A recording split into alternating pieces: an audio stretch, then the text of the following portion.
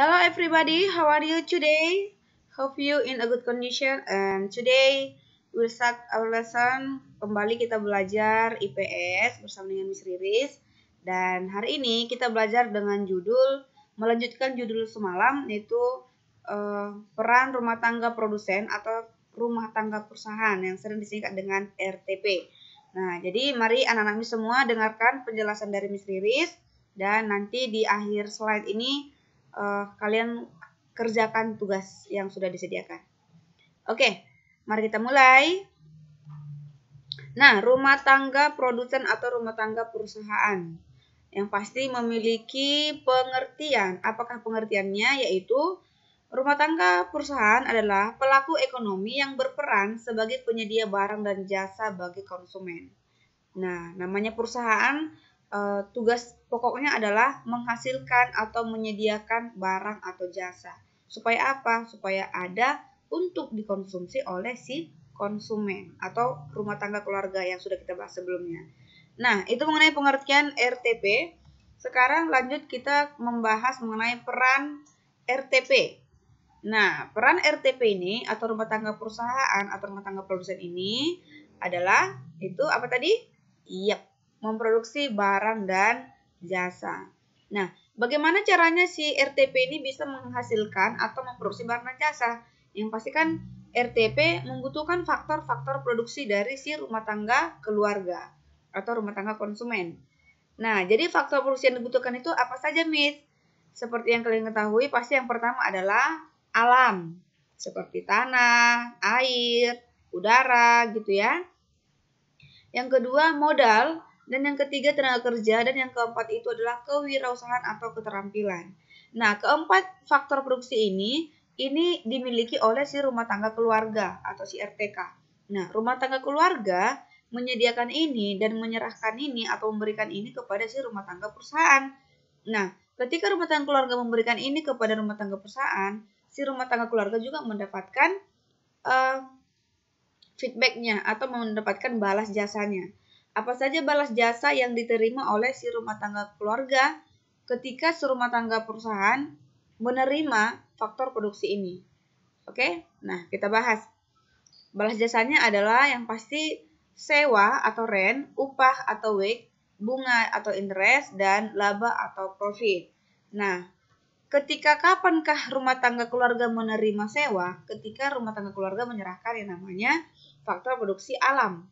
Misalnya, seseorang menyewakan tanahnya. Ketika dia menyewakan tanahnya, yang pasti dia mendapatkan sewa dari tanah tersebut. Nah, kapan rumah tangga keluarga menerima upah atau gaji? Ketika dia menjadi seorang tenaga kerja bagi si rumah tangga perusahaan. Nah, kapan rumah tangga keluarga mendapatkan bunga atau interest? Ketika dia menyerahkan atau memberikan modal atau meminjamkan modal atau uang gitu ya. And the next, yang terakhir, kapan rumah tangga keluarga menerima laba atau keuntungan atau profit? Ketika dia memiliki jiwa perusahaan atau keterampilan. Jadi, apa faktor produksi yang dimiliki oleh rumah tangga keluarga? Semuanya memiliki balas jasa yang diberikan oleh rumah tangga perusahaan. Jadi dua-duanya saling membutuhkan dan saling menguntungkan. Oke, next. Kita sudah selesai membahas mengenai rumah tangga perusahaan atau rumah tangga produsen. Sekarang kita masuk ke rumah tangga pemerintah. Apa sih, Miss, peran rumah tangga pemerintah di dalam kegiatan ekonomi? Ada 3. Yang pertama adalah pengatur atau regulator dalam perekonomian. Nah, di sini dikatakan pengatur berarti pemerintah fungsinya atau tugasnya adalah mengatur dengan cara mengeluarkan kebijakan-kebijakan ekonomi bagi masyarakat. Baik berlaku bagi si perusahaan, berlaku juga bagi si keluarga gitu ya. Yang kedua, pemerintah juga berperan sebagai konsumen. Tentunya pemerintah membutuhkan sumber-sumber daya, bahkan SDM, bahkan apapun itu yang dibutuhkan untuk menjalankan roda pemerintahannya. Misalnya seperti di kantor butuh buku, kertas, meja, AC, dan lain sebagainya. Dan juga yang terakhir adalah berfungsi sebagai produsen. Pemerintah yang berfungsi sebagai produsen itu seperti BUMN. BUMN itu kan badan usaha milik negara, menghasilkan apa? Seperti minyak gitu ya, dan lain sebagainya. Jadi pemerintah itu memiliki 3 peran, sebagai pengatur atau yang memberikan kebijakan-kebijakan dengan mengeluarkan peraturan-peraturan, juga sebagai konsumen, pemakai, dan juga sebagai produsen, sebagai penghasil atau yang menyediakan barang atau jasa. Oke, next. Setelah rumah tangga pemerintah, kita masuk ke rumah tangga masyarakat luar negeri.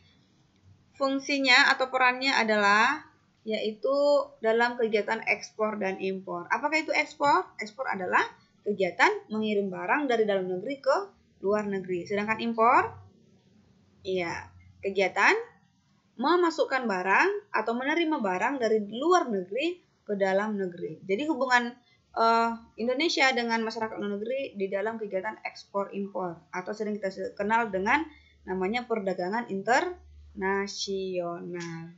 Oke, itu mengenai peran rumah tangga masyarakat luar negeri. Dan sekarang tugas, mari anak-anak Miss kerjakan tugas berikut dan kirimkan ke WhatsApp pribadi Miss Riris. Oke, thank you for your attention and see you. Bye-bye.